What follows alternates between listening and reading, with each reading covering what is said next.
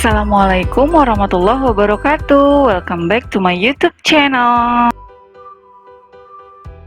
Pelajaran kali ini adalah tentang modals atau auxiliary verbs. Definition of modals. Modals auxiliary adalah sekelompok kata bantu atau helping verbs yang memberikan tambahan arti pada suatu kalimat. Present tense, ada beberapa modals. Yang pertama ada can, digunakan untuk menyatakan kemampuan secara fisik atau ability dalam konteks informal. Yang kedua may, untuk menyatakan kemungkinan atau possibility secara formal. Will, untuk menyatakan kemauan atau willingness dalam konteks informal. Shall, kemauan atau willingness tapi dalam konteks formal. Must, yaitu untuk menyatakan kebutuhan atau need, serta menyatakan kepastian atau mendekati 100% benar. Kita lihat perbedaan will dan shall. Will bisa digunakan untuk seluruh subjek yang ada dalam bahasa Inggris, tapi konteksnya informal. Sedangkan shall hanya digunakan pada kalimat tanya I dan we dalam konteks formal. Perbedaan may dan can. May itu untuk menyatakan possibility, permission secara formal. Sedangkan can, ability, permission secara informal. Kita lihat contohnya. May, she may make you a glass of lemon tea to make you feel better. Can, his mom can take you to the nearest hospital. Is the regulation atau aturan dalam penggunaan modal auxiliaries. Yang pertama, kata kerja atau verbs tidak boleh ditambah dengan S atau IS jika terdapat modal auxiliary. Example, kalimat yang kurang tepat atau incorrect, he can make a fruit cake. Yang seharusnya, he can make a fruit cake.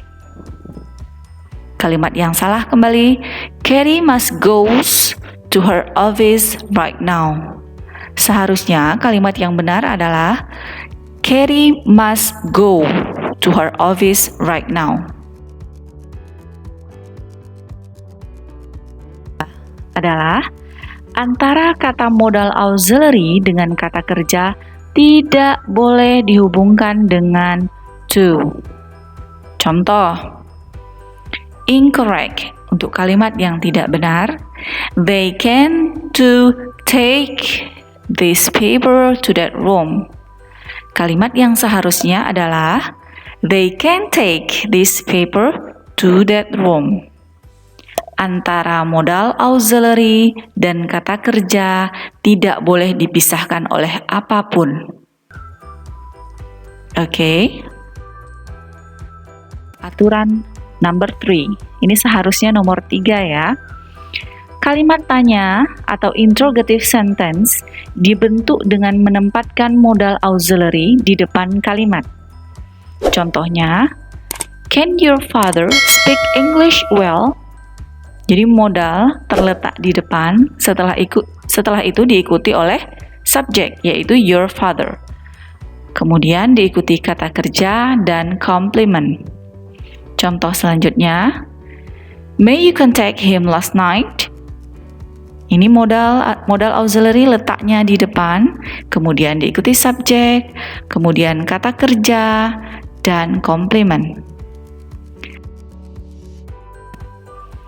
Kalimat menyangkal atau negative sentence dibentuk dengan menambahkan not sesudah modal auxiliary. Contraction form atau singkatan, bentuk singkatan. Must, mustn't. Can, can't. Shall, shan't. Will, won't. Sedangkan may itu tidak pernah disingkat atau tidak bisa disingkat. May menjadi may not. Contohnya, she'll call him back after dinner.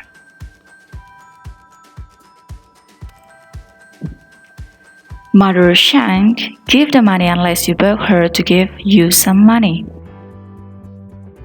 Won't. Mother won't give the money unless you beg her to give you some money. Can atau cannot. Example number 1, I cannot eat all these foods by myself. Number 2, she can't go there.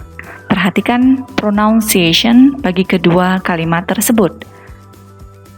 I cannot eat all these foods by myself. Number 2, she can't go there.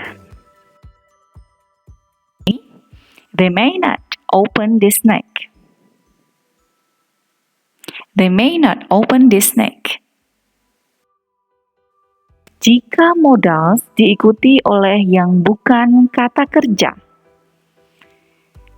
Yang bukan kata kerja itu contohnya adjective, noun, atau adverb. Maka modals harus diikuti oleh be. Let's see the example. They may be good.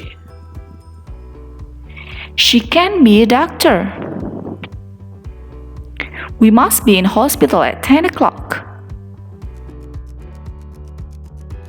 Is the exercise. Jenis exercise ini adalah multiple choice. Option for the following questions are: pilihan ganda pada setiap pertanyaan itu sama, yaitu A. Can, B. May, C. Must, D. Will, E. Shall. Jadi pilih mana yang tepat.